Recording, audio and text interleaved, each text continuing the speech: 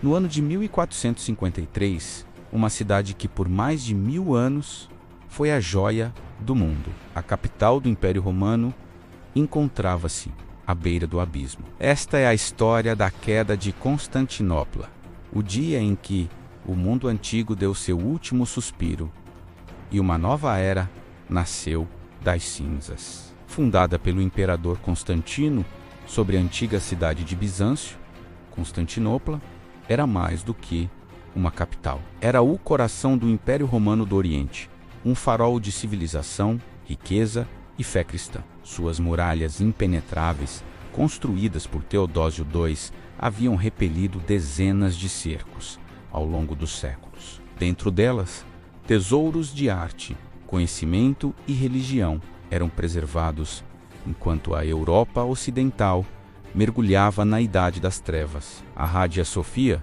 a maior catedral da cristandade, erguia-se como um símbolo do poder e da piedade do Império. Constantinopla era o ponto de encontro do Oriente e do Ocidente, uma encruzilhada de comércio e cultura que o mundo nunca tinha visto. Mas no século XV, a glória do Império Bizantino era uma sombra do que fora. Guerras civis, pragas e a ascensão de rivais o haviam enfraquecido terrivelmente. O Império, que antes se estendia por 3 continentes, agora se resumia à cidade de Constantinopla e a alguns territórios dispersos. Era um império apenas no nome. A população da cidade, que já chegara a quase 1 milhão, agora contava com menos de 50.000 almas, vivendo entre ruínas gloriosas. No trono estava Constantino XI Paleólogo, um imperador valente, mas herdeiro de um legado em declínio, enfrentando uma ameaça existencial. Do outro lado do Bósforo, uma nova potência surgia com força avassaladora, o Império Otomano. Liderados por uma sucessão de sultões ambiciosos, os turcos otomanos haviam conquistado vastos territórios nos Balcãs e na Anatólia, cercando Constantinopla por todos os lados. Em 1451, um jovem sultão de apenas 21 anos subiu ao trono. Seu nome era Mehmed II, inteligente, implacável e obcecado por uma única ideia: conquistar Constantinopla e cumprir o que ele via como seu destino islâmico. Mehmed não era um bárbaro ignorante, ele era um homem do Renascimento.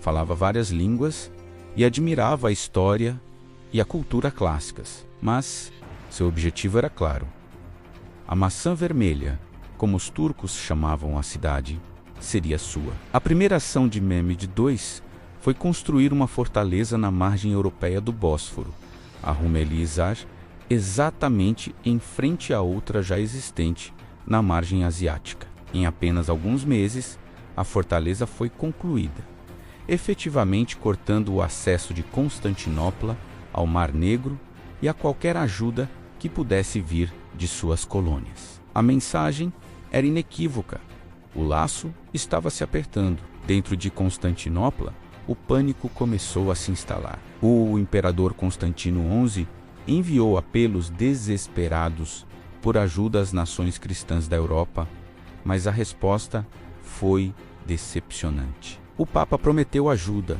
mas apenas se a Igreja Ortodoxa se unisse à Católica, uma condição que muitos bizantinos consideravam uma traição à sua fé. Veneza e Gênova, potências marítimas com interesses comerciais na cidade, hesitaram, temendo o poder otomano. Apenas um punhado de voluntários corajosos, liderados pelo experiente mercenário genovês Giovanni Giustiniani Longo, veio em auxílio da cidade sitiada. Em abril de 1453, o imenso exército de Mehmed II, estimado entre 80 e 150 mil homens, chegou diante das muralhas de Constantinopla. Contra eles, Constantino XI tinha apenas cerca de 7.000 soldados, uma mistura de bizantinos, genoveses e venezianos. A disparidade era esmagadora. Mas a arma secreta de Mehmed não era apenas o número de soldados. Ele trouxe consigo uma inovação tecnológica que mudaria a guerra para sempre. Canhões gigantes, o mais famoso deles, o canhão de Orban, projetado por um engenheiro húngaro, podia disparar projéteis de mais de 500 quilos, capazes de abalar as muralhas milenares que nunca haviam sido derrubadas.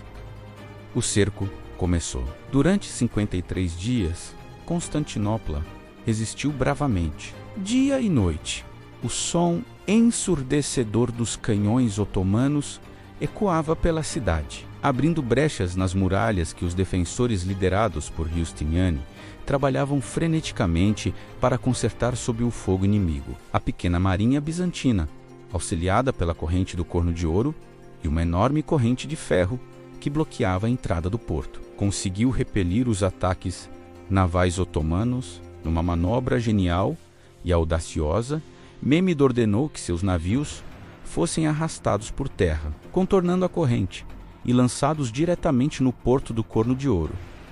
De repente, a cidade estava cercada também pelo mar. A moral dos defensores começou a vacilar. A comida e a munição estavam acabando. A esperança de uma frota de resgate europeia diminuía a cada dia que passava. Na noite de 28 de maio, sinais sinistros pairavam sobre a cidade. Um estranho nevoeiro, incomum para aquela época do ano, envolveu Constantinopla. Um eclipse lunar e luzes misteriosas vistas sobre a cúpula da Hagia Sophia foram interpretados como maus presságios. O abandono de Deus.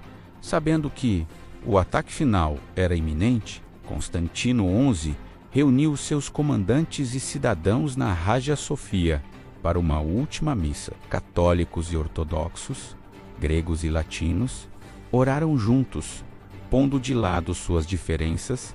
Diante da aniquilação iminente, o imperador fez um discurso comovente, exortando todos a lutar até o fim pela fé, pela pátria e por tudo o que amavam. Na madrugada de 29 de maio de 1453, os tambores de guerra otomanos soaram. Mehmed lançou suas tropas em 3 ondas sucessivas. A primeira, composta por tropas irregulares, foi enviada para desgastar os defensores. A segunda, formada por tropas anatólias, pressionou ainda mais. Os defensores, embora exaustos, repeliram ambos os ataques. Mas então, Mehmed lançou sua tropa de elite, os janízaros. No auge da batalha, uma tragédia ocorreu. Giovanni Giustiniani, o valente comandante da defesa, foi gravemente ferido. Sua retirada do campo de batalha para tratar dos ferimentos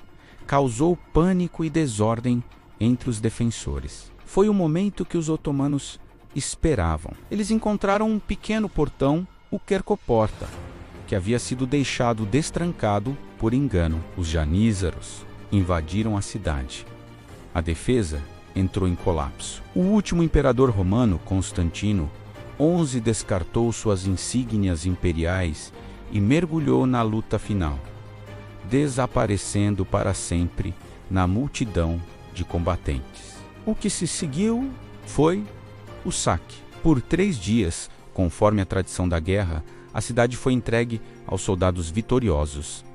Cenas de horror se desenrolaram nas ruas. Milhares de cidadãos foram mortos e dezenas de milhares foram escravizados. Tesouros de arte e literatura, acumulados por 1000 anos, foram destruídos ou perdidos para sempre. A Hagia Sophia, o coração espiritual do Império, foi invadida. Refugiados que buscavam santuário dentro de seus muros foram capturados. Mehmed II entrou na cidade à tarde, cavalgou até a grande catedral e, maravilhado com sua beleza, ordenou que fosse imediatamente convertida em uma mesquita. O som do chamado islâmico, a oração, ecoou pela primeira vez na cidade que por 1000 anos fora a capital da cristandade oriental. A queda de Constantinopla não foi apenas o fim de uma cidade ou de um império. Foi um evento que abalou o mundo e mudou o curso da história. Marcou o fim definitivo do Império Romano, uma instituição que existia, de uma forma ou de outra, por quase 2.200 anos. Marcou o fim da Idade Média e o início do Renascimento e da Era dos Descobrimentos. A perda das rotas comerciais terrestres para o Oriente, agora controladas pelos otomanos, forçou as nações europeias, como Portugal e Espanha, a procurar novas rotas marítimas, levando as viagens de Vasco da Gama e Cristóvão Colombo. Acadêmicos gregos, fugindo da cidade conquistada, levaram consigo para a Itália manuscritos preciosos do conhecimento grego e romano, ajudando a alimentar o fogo do Renascimento. O Império Otomano, com sua nova capital, agora chamada Istambul, tornou-se uma superpotência global que dominaria o Mediterrâneo Oriental e o Oriente Médio por séculos. A queda de Constantinopla foi um momento de tragédia e triunfo, de fim e de começo.